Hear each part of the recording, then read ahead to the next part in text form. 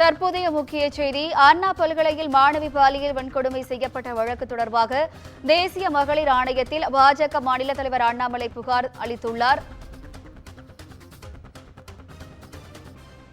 கூடுதல் விவரங்களை செய்தியாளர் தாமரைக்கனி வழங்க கேட்கலாம். வணக்கம் தாமரைக்கனி, கூடுதல் விவரங்கள் என்ன?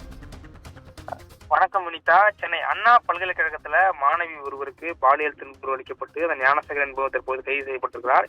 இந்த நிகழ்வானது பெரும் பரபரப்பை ஏற்படுத்தியிருக்கிறது. தமிழகம் மட்டுமில்லாமல் இந்தியா முழுவதும் இது பெரும் கல்லூரி வளாகத்திலே ஒருவர் உள்நுழைந்து ஒரு கல்லூரி மாணவிக்கு பாலியல் வன்கொடுமை செய்திருப்பது ஒரு பெரும் அதிர்ச்சி அளிக்கக்கூடிய ஒரு நிகழ்வாக பார்க்கப்படுகிறது. அது மட்டும் இல்லாமல் இதை கண்டித்து இன்றைய தினம் பாஜக சார்பில் போராட்டங்கள் நடைபெற்றது. அந்த போராட்டத்தில் நடைபெற்ற தமிழ் சவுந்தரராஜன், கருணாகரன் உள்ளிட்டவர்கள் வந்து கைது செய்யப்பட்டிருக்காங்க. இந்த சூழ்நிலையில தான் தற்பொழுது இந்த வழக்கு தொடர்பாகவும், அதாவது கல்லூரி மாணவி மீது பாலியல் வன்கொடுமை செய்யப்பட்ட தொடர்பாகவும், அதுபோல இதற்கும் திமுகவுக்கு உடந்தை இருப்பதாகவும் அவர் வந்து திமுக நிர்வாகி என பல்வேறு குற்றச்சாட்டுகளை முன்வைத்து தேசிய மகளிர் ஆணையத்திற்கு ஒரு புகார் கடிதத்தினை பாஜக மாநில தலைவர் அண்ணாமலை தற்போது அனுப்பியிருக்கிறார். அந்த கடிதத்தை பொறுத்த வரைக்கும் இந்த வழக்கு தொடர்பாகவும் இந்த வழக்கினுடைய முக்கியமாக பார்க்கக்கூடிய அந்த முதல் தகவல் அறிக்கை எஃப்ஐஆர் வந்து எப்படி வெளியானது என்ற கேள்வியை முதலில் வந்து அண்ணாமலை கேள்வி எழுப்பியிருந்தார். அதன்படி அதன் மீதும் நடவடிக்கை எடுக்க வேண்டும் என ஒரு பழைய வழக்கினை மேற்கோள் காமிச்சு அதை வந்து இதில் வந்து குறிப்பிட்டிருக்கிறார் என்றுதான் சொல்ல வேண்டும். ஏனென்றால் ஒருவர், அதாவது பாலியல் வன்கொடுமை செய்யப்பட்டிருக்கக்கூடிய அந்த பெண்ணுடைய அடையாளங்கள், அவருடைய முகவரிகள் உள்ளவைகளை எப்படி பொது தளத்தில் வெளியிடுவதற்கு காவல்துறை வந்து எப்படி இதை செய்யலாம் அப்படின்ற ஒரு கேள்வியை முன்வைத்து உடனடியாக காவல்துறை மீதும் அதுபோல அந்த குற்றவாளி ஞானசேகரன் என்பவருக்கு வந்து திமுக சார்பில் முக்கிய நிர்வாகிகள், அமைச்சர்கள் வந்து அவருக்கு வந்து உதவி செய்திருப்பதாகவும் அவர்களுக்கும் இதில் தொடர்பு இருப்பதாகவும் கூறி அவர்கள் மீதும் உடனடியாக நடவடிக்கை எடுக்க வேண்டும் என்ற ஒரு கடிதத்தினை வந்து தேசிய மகளிர் ஆணையத்திற்கு வந்து அனுப்பியிருக்கிறார்.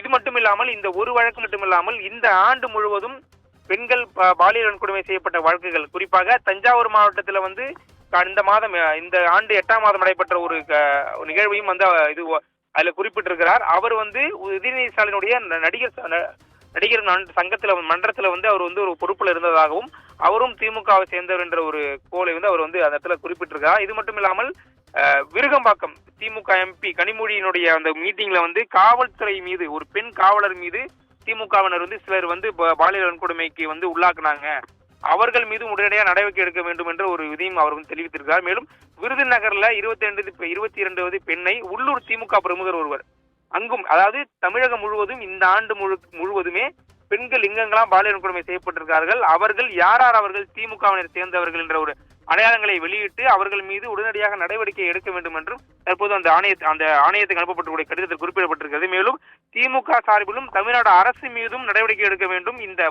முதல் தகவல் அறிக்கை வெளியிட்டவர்கள் மீது கடுமையான நடவடிக்கை எடுக்க வேண்டும், ஆணையம் இதற்கு முன் வந்து விசாரிக்க வேண்டும் என்ற வந்து ஒரு அறிக்கை மூலமாக தன்னுடைய புகார்களை தற்போது அனுப்பி இருக்கிறார். வினிதா, கூடுதல் விவரங்களுக்கு நன்றி தாமரைக்கனி.